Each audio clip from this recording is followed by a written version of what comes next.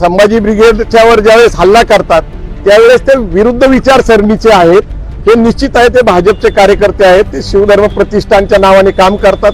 त्यांचं आमचं 2 वेळा संभाषण झालं. त्यांचा आग्रह होता की छत्रपती संभाजी ब्रिगेड असं नाव करा.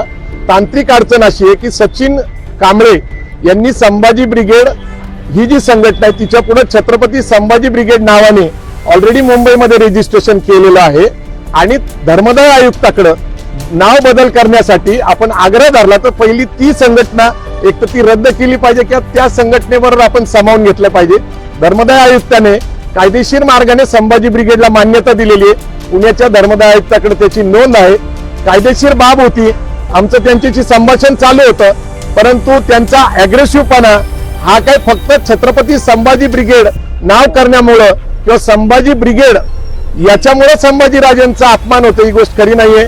स्वराज्य रक्षक संभाजीराजे ही सिरियल काढली त्यावेळेस पण अनेक लोकांनी अशी मागणी केली की छत्रपती नाव लावा, परंतु 20 सिरियल ऑलरेडी रजिस्टर्ड होत्या आणि ज्यांनी लेखक आणि डायरेक्टरनी ती रजिस्टर केले ते मान्य करत नव्हते. डॉक्टर अमोल कोल्हे आणि आम्ही संभाजीराजेंचा खरा इतिहास पूर्ण समाजाला दाखवला, बहुजन समाजाला या देशाने महाराष्ट्राने बघितला.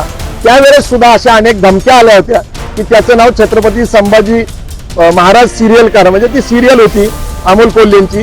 तर अशा प्रकारचा जो काही संघर्ष आहे, मूळ माझ्यावर जो हल्ला झाला किंवा ते वंदन तेल टाकण्यात आलं किंवा मला माझ्या जीविताला धोका झाला, तर याच्या मागे एक विचारसरणीची लढाई आहे.